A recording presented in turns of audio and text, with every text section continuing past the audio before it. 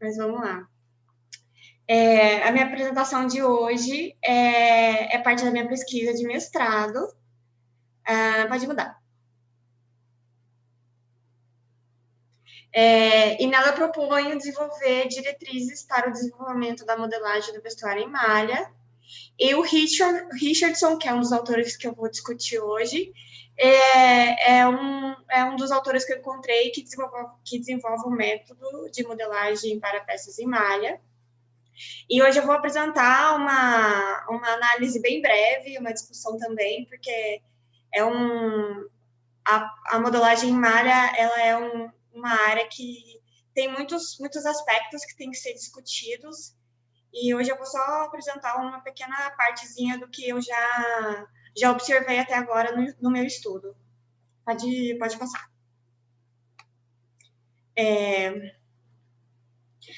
A ideia da minha pesquisa de mestrado partiu de uma percepção que eu tive na graduação sobre a falta de material de modelagem do vestuário em malha. E meu TCC foi sobre modelagem de peças fitness, e com isso eu acabei percebendo que tem uma carência por estudos que sejam mais abrangentes sobre a modelagem de malha, porque as malhas, a modelagem de peças em malha não apenas tem que ser levado o grau de elasticidade em consideração. Outros aspectos, que nem a gramatura, a matéria-prima, a estrutura e o ajuste que quer ser alcançado, eles também devem ser considerados na modelagem. Porque, por exemplo, se uma malha tem 100% de elasticidade, 100% de fator de elasticidade, não é por isso que ela precisa ser, todo esse valor precisa ser reduzido no molde, porque ela pode ser usada para uma peça com mais folga, com uma peça folgada. O que mais? Eu também percebi também que falta umas abordagens mais objetivas, porque tanto o grau de elasticidade das malhas quanto o cálculo de porcentagem de redução no molde, eles ainda são bastante subjetivos.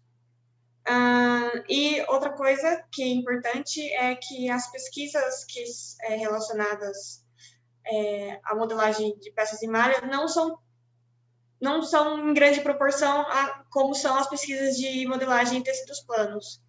E por isso também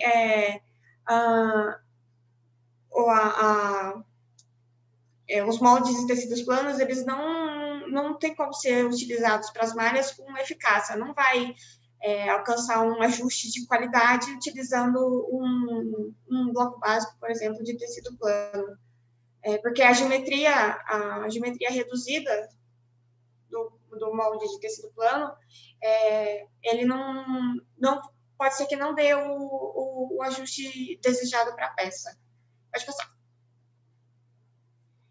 E aí, com isso, né, aqui o meu objetivo é analisar o método de Richardson para a modelagem do vestuário em malha, por meio da confecção de blusas de manga comprida. Então, eu confeccionei algumas blusas utilizando o método dele, para poder analisar e discutir sobre o método que ele usa para a modelagem de malha. O Richardson, ele no livro dele, ele propõe vários traçados para vários blocos básicos da manga, da blusa, da saia, da calça, e ele sempre parte do zero. Então, não tem adaptação do bloco básico para tecidos planos. Ele, por meio do método manual, né, que você posiciona os alfinetes e com a mão tensiona a malha, ele classifica as malhas nessas categorias que estão nessa tabela, e por meio do fator de elasticidade, e ele atribui porcentagens de redução para cada categoria. E também, nos traçados dele, não são todas as medidas que são reduzidas, apenas algumas medidas que são reduzidas. E também a redução, ela vai depender do tipo de peça. Por exemplo, uma blusa, ela só requer a redução na medida transversal. Já um macacão, por exemplo, ele requer a medida tanto transversalmente quanto longitudinalmente. Pode passar. Então, no método da minha pesquisa, eu utilizei o traçado do bloco básico da blusa em 3 ajustes diferentes, ajustado, semi-ajustado e folgado. E para a manga, eu utilizei 2 ajustes, né, com ajuste, a manga com ajuste e sem ajuste. O com ajuste foi para a blusa ajustada e o sem ajuste para o semi-ajustado e para o folgado. E aí, para a confecção dessas blusas, eu utilizei 6 tipos de malhas em 2 matérias-primas, né, para cada segmento de malharia. Algodão para o segmento casual wear e a poliamida para o segmento sportswear. E a determinação do grau, como o autor sugere, foi feita pelo método manual, tanto no sentido da trama quanto no sentido do urdume do tecido. Pode passar. Aqui são as características das malhas que eu selecionei. Tenho tanto as malhas de poliamida quanto de algodão, elas variam tanto de elastano quanto a gramatura. Vou passar. O método manual, aqui é uma descrição de como ele foi feito, né? Cada uma das 6 malhas elas foram dobradas a poucos centímetros da borda, tanto no sentido da trama quanto no urdume. E aí posicionaram 2 alfinetes a 10 centímetros e com a tensão pelas mãos até o alongamento máximo, o fator de elasticidade eles foram definidos. No entanto, esse é um método meio subjetivo, porque vai depender muito da força que a pessoa aplica com as mãos. Então, uma mesma malha, dependendo de quem for tensionar, ela pode variar de fator de elasticidade. E por isso também eu acabei fazendo esse teste 3 vezes, para ter um pouco mais de certeza nos valores, e depois eu fiz uma média aritmética desses 3 valores para atingir o valor que eu usei para os moldes. Pode passar. E aí, esses foram o resultado da classificação das malhas. Tanto as malhas de poliamida quanto de algodão foram classificadas em moderada, e elástica, superelástica, e para cada uma dessas categorias, 3 porcentagens de elasticidade, 3 porcentagens de redução foram atribuídas, né? 2%, 3% e 5%. E no bloco básico da blusa, o Richardson ele só sugere que você tem que reduzir a circunferência do busto, da cintura, do quadril e a distância entre os ombros, que é uma medida tomada das costas. E no bloco básico da manga, é só a circunferência do punho que é reduzida. Pode passar.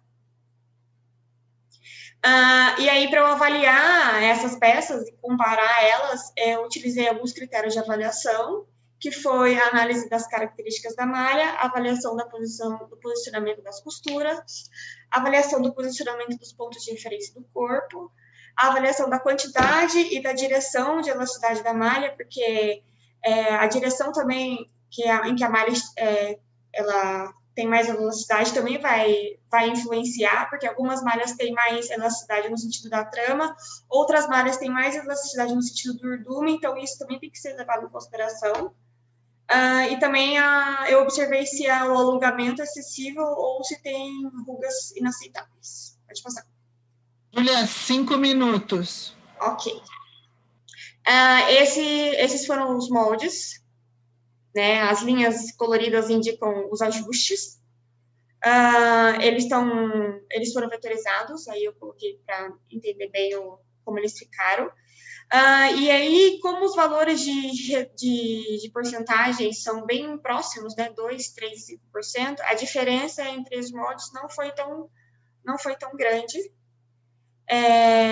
No entanto, como esses valores eles são bem pequenos, uma gama maior de malhas podem ser usadas nesse método do Richardson. Então, a probabilidade da blusa servir ela é maior, porque em outro autor, na minha pesquisa de mestrado que eu utilizei, ele usa valores muito altos, A diferença entre as categorias de elasticidade tem valores de porcentagem muito altos, então, por isso, algumas peças do outro autor acabaram não vestindo. Então, pode ser que isso seja uma vantagem nesse método, porém, o ajuste pode ser que não seja tão bom.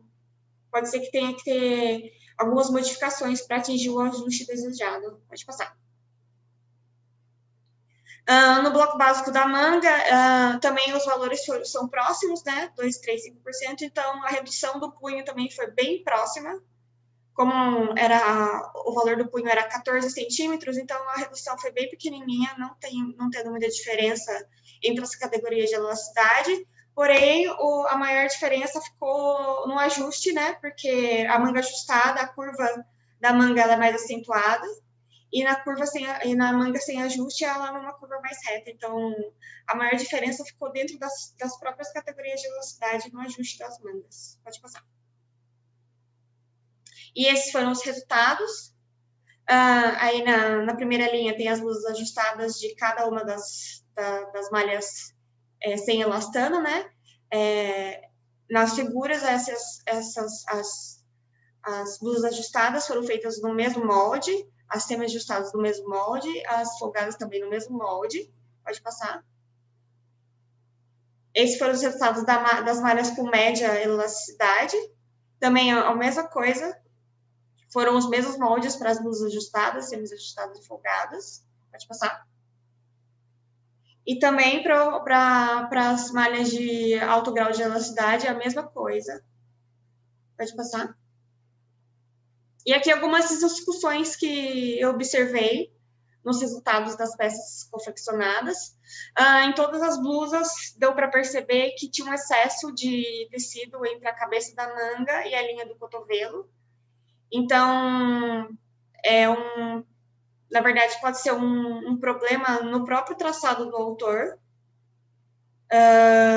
Outro problema que eu observei foi que as costuras das cavas, elas não estavam respeitando o limite natural onde a cava teria que estar posicionada no corpo. Isso porque, independentemente do fator de velocidade que a malha se encaixa, da categoria, o Richardson ele não mexe na parte de cima da blusa. Os ajustes de redução são a partir do ápice do ombro, né? Então, essa parte aqui, para todas as blusas, elas são iguais. Outra coisa também que o ajuste no método dele é apenas a cintura. Então, o que variou entre as blusas foi só a quantidade de folga que foi adicionada à cintura. Pode passar. E outra observação que eu tive, que eu achei bastante interessante, foi que as blusas que foram originadas do mesmo molde, visualmente, elas apresentaram ajustes de caimento diferentes. E isso foi uma das hipóteses que eu tinha no meu trabalho, né? Que não é só o grau de elasticidade que deve ser considerado, mas para ter o ajuste e o caimento desejado, a gramatura e a estrutura, a matéria-prima das malhas, elas também devem ser consideradas. Então, nas imagens, dá para perceber que, por exemplo, na malha A e D, que são malhas sem elastano, tem uma diferença tanto de caimento do tecido, de como o tecido cai no corpo, e rugas também. As rugas são um pouco menos perceptíveis na malha D, que é uma malha de poliamida. Nas malhas C e F, são malhas que são blusas ajustadas, dá para perceber que na malha F tem um pouco mais de ruga do que na malha C, que foram confeccionadas no mesmo molde. Júlia, seu tempo terminou, você tem 1 minuto para encerrar, querida. E acabei, é isso. Pode passar. E obrigada.